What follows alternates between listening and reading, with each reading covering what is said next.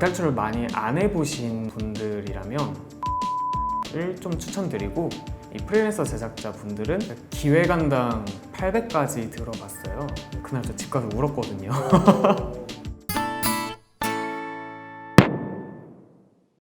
저는 우선 25살이고요. 현재 방탈출 제작자로 일하고 있는 작가 명통 페리뇽, 이름은 이동현입니다.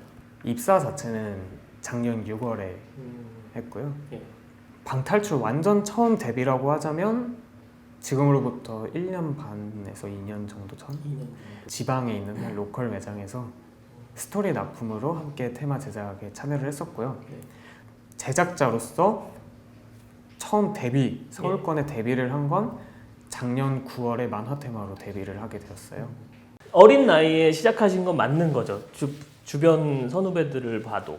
그렇죠. 좀 어린 나이에 시작을 했는데 저보다 더 어린 제작자분도 계세요. 그래요? 네. 지금은 군대 가셨는데 네네네. 이제 21살인가? 그분이 그럴 거예요. 제가 만나본 분들의 평균치를 계산했을 때 30대 중반 정도는 좀 많으신 그럼 것 같아요. 제일 많으셨던 분은? 제일 많으셨던 분이 30대 후반. 그런 나이로 인한 어려움? 혹시 뭐 그런 거는 있으셨어요? 일하시면서? 지금은 이제 많이 얼굴을 트고 대화를 하면서 서로를 적응했기 때문에 괜찮지만 처음엔 사실 좀 있었죠.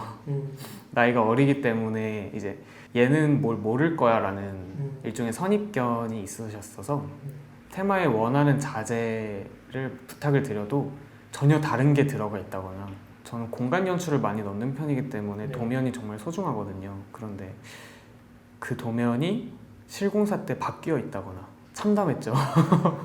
왜냐면 나이는 제가 어떻게, 제가 어리니까 그렇게 무시하지 마세요 라고 얘기할 수도 없는 것이기 때문에 잠자코 가만히 있으면서 최대한 이분들한테 내가 잘할 수 있는 걸 어필해야겠구나 라는 생각뿐이었습니다. 그걸 혹시 어떻게 극복하셨어요? 페인트 자재 같은 게 잘못 칠해졌을 경우에 제가 그냥 그 자재를 사와서 다시 발랐어요.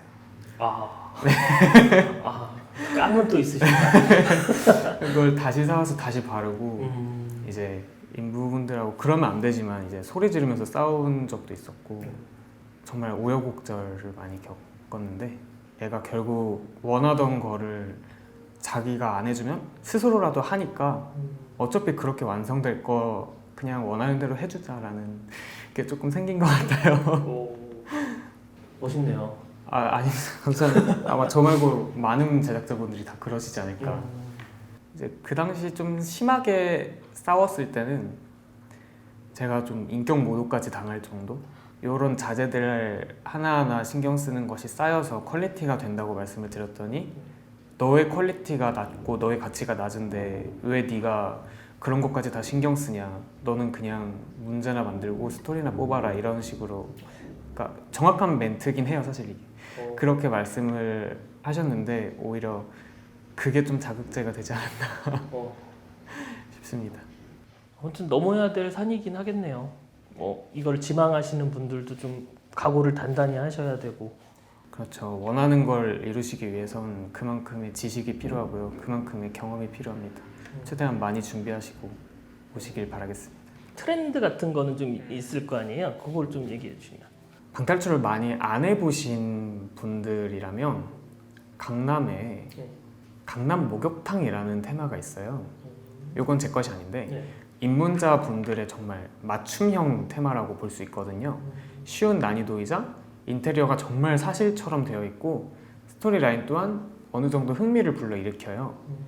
그래서 이 강남 목욕탕을 좀 추천드리고, 만약에 내가 혼자서 누군가 같이 해줄 일행이 구하기 힘들거나 좀 혼자서 짧게 하고 싶다 하시면 강남에 이제 만화 늦게 피어난 꽃이라는 테마가 있어요. 요건 이제 제 테마인데 난이도가 매우 쉬운 편이거든요. 그리고 애초에 기획 때부터 1인 혹은 2인 플레이로 잡고 기획이 됐던 테마이기 때문에 방탈출 많이 안 했지만 뭔가 친구와 함께 하고 싶다, 아니면 둘과 함께 하고 싶다, 아니면 혼자서 해보고 싶다 하시는 분들은 만화 테마 추천드리고 있어요. 그러면 연인인데 만난 지 얼마 안 됐고 좀 풋풋한 연인들에게 추천할 만한 테마는 뭐가 있을까요? 그 강남에 프레시 망고 호스텔이라고 있어요. 네. 여행 장르라는 좀 특이한 장르를 가지고 있는데 직접 태국 여행을 간 듯한 느낌을 낼 수 있어요. 굉장히 인테리어가 너무 아름다워요. 약간 예쁘다를 넘어서서 굉장히 아름다운 테마고요. 네. 스토리라인 또한 흔히 볼 수 없는 스토리예요. 데이트 하실 땐 한 번쯤 해보셨으면 좋겠습니다. 근데 뭔가 내가 옵저버로서 여자친구 앞에서 좀 오빠 잘 푼다 이런 이야기를 아니면 누나 잘 푼다 뭐 이런 걸 원하신다면 도어 에스케이프에 럭키라는 테마가 있어요. 함께 할 수 있는 요소들이 좀 있기 때문에 네. 한 번쯤 먼저 플레이 해보시고 이거 아닌가? 이거 아닌가? 이러면서 자연스럽게 한 수를 번쯤은 쫙 틀려주기도 하고. 네. 하시면 충분히 방탈출 영업도 되고 또 충분히 만족스러운 경험을 하면서도 있어 보이게 연출을 하실 수 있을 겁니다. 서로 방탈출을 좋아한다면 데이트하기 최적의 장소 중 하나고요. 왜냐하면 정말 방탈출은 협동심이 중요한 컨텐츠거든요. 그러다 보니 둘이서 들어가서 좀 더 친해져서 나오는 경우가 굉장히 많고요. 또 방탈출이 맺은 커플분들도 계세요. 결혼을 하신 분도 있으시고. 그래서 그런 분들 보면 확실히 데이트 코스로 최적이다. 나는 정말 이런 분까지 봤다. 뭐 이런 좀 특이한 플레이어 분들을 좀 소개해 주신다면. 정말 대단하신 분들이라고 생각을 했는데 네. 제가 직접 두 눈으로 목격을 한 건 아니에요.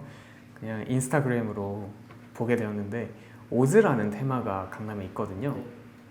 그런데 그 오즈라는 이름에 맞춰서 분장을 직접 하고 오셨더라고요. 엘파바와 사자와 이런 분장들을 직접 하고 플레이를 하시는 걸 인스타에서 봤습니다. 이것도 약간 하시는 분들은 정말 뭐 많이 하시는 분들도 있고 뭐 이런가요? 정말 많이 하신 분들은 1000방 이상 하신 분들이 계시고요. 1000방이 뭐예요? 방탈출 횟수를 말씀드리는 건데 이제 1000개의 테마를 플레이했다. 저희는 이제 횟수 뒤에 방을 붙이면 이제 몇 개의 방을 했다라고 하시면 되는데요. 평균적으로 이제 매니아라고 일컫는 층은 100방 이상부터 어느 정도 매니아다라고. 1000방이면은 거의 3년을 매일 가셨다고 봐야겠네요. 그렇죠. 제가 아는 1000방 분들만 해도 거의 3-4분 정도 계시는데 100방 이상으로 넘어가면 정말 많아요. 제가 아는 분들만 해도 200-300분 넘으실 거예요. 저는 중독성도 있는 것 같고 좀 정말 방탈출을 사랑하시는 분들 같아요. 그래서 제작자 된 도리로서 정말 좀 감사하고 좀 보기 약간 그렇지만 존경하는 마음도 살짝 있거든요. 저는 그렇게까지 못하겠는데 내가 만들지만 나는 그렇게까지 못해. 1000개까지 하면 약간 질릴 것 같은데 정말 대단하신 분들이라고 생각을 합니다. 요즘 손님들이 좀 좋아하시는 유형 같은 게 있다면? 제가 느낀 요즘 트렌드는 몰입감이 높은 테마들을 좀 선호하시는 것 같아요. 누군가 제3자의 입장에서 스토리가 풀어지는 것을 보고 나는 그냥 문제만 푸는 역할을 하는 것이 아니고 직접 내가 이야기의 주인공이 되어서 테마를 모조리 느끼고 그것에 100% 몰입하는 테마들을 요즘 굉장히 좋아하시는 것 같아요. 예시를 들자면 신데렐라의 이야기를 칠게요.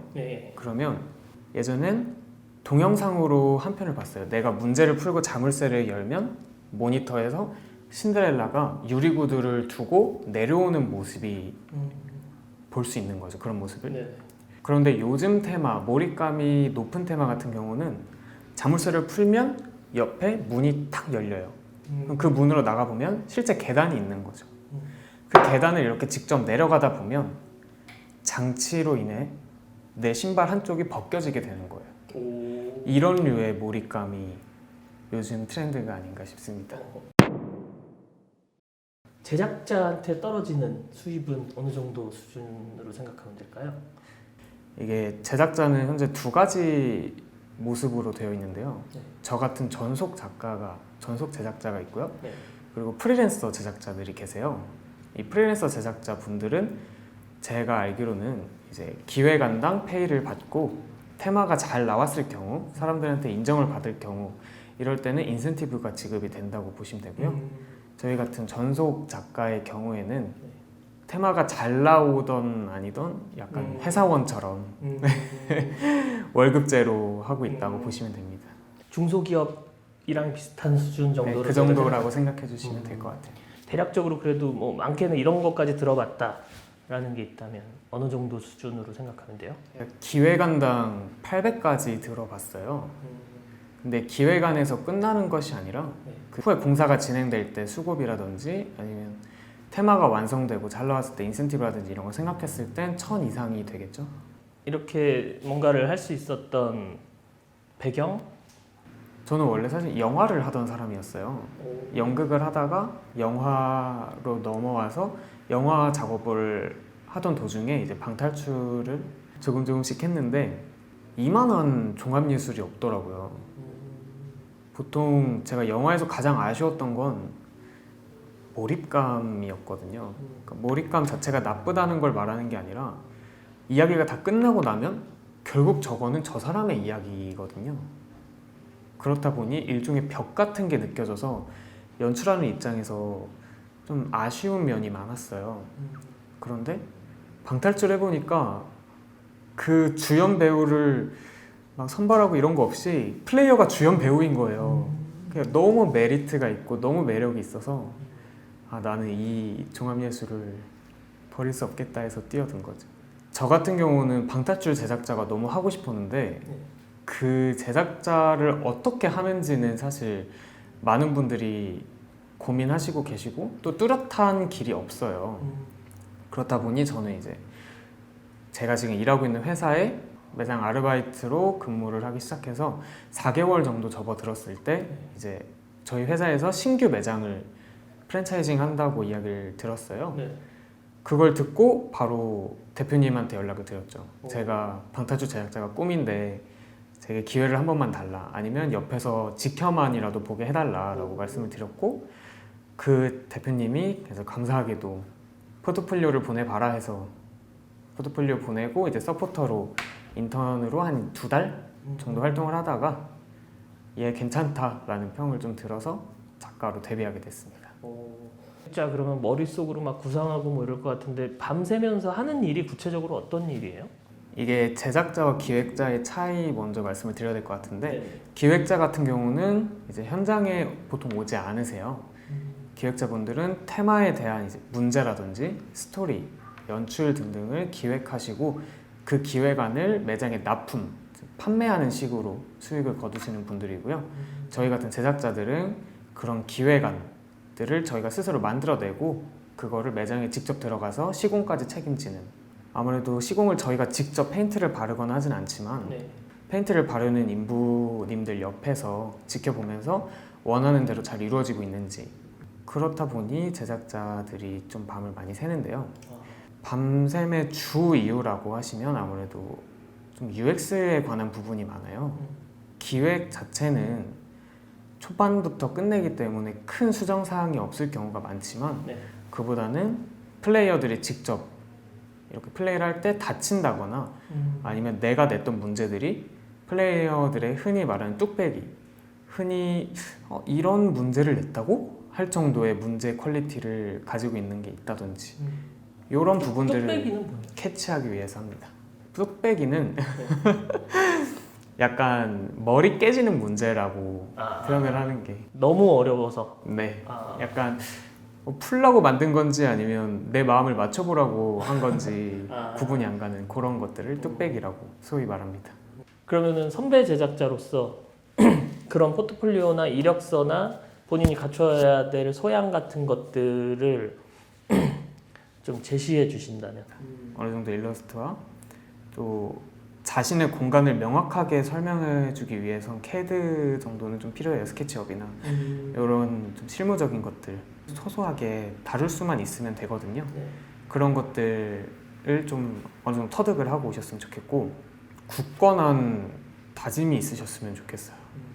정말 그냥 한번 툭 쳐보는 마음가짐으로 할 수 있는 직업이 아니거든요. 생각보다 굉장히 난이도 있는 직업이기 때문에 정말 나는 이 방탈출에서 제작자로 데뷔하면 어떤 테마를 만들어낼 것이다. 그리고 나의 색깔은 어떤 것을 밀고 갈 거다라는 확실한 다짐이 있으셨으면 좋겠습니다. 아, 내가 정말 이 직업을 선택하길 잘했구나 라고 보람을 느낄 때?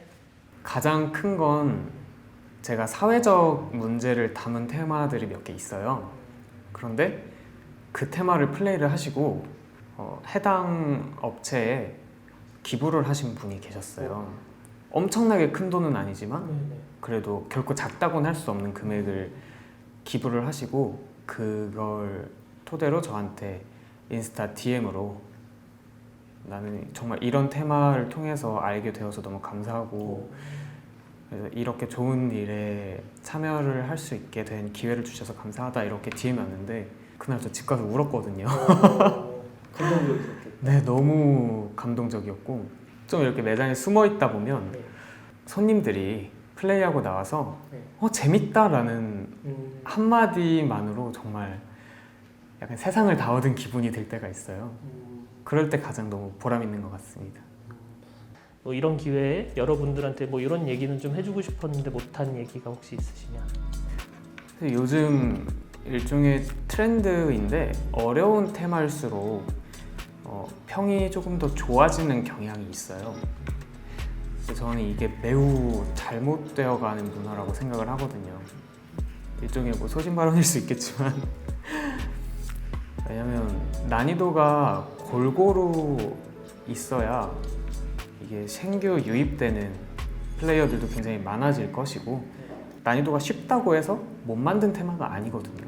많은 분들이 난이도가 쉬우면 별로일 것 같은데 라는 선입견을 버려주시고 좀 더 다양한 테마들을 즐길 수 있게 시선을 넓혀주시면 감사하겠다는 그런 작은 바람입니다.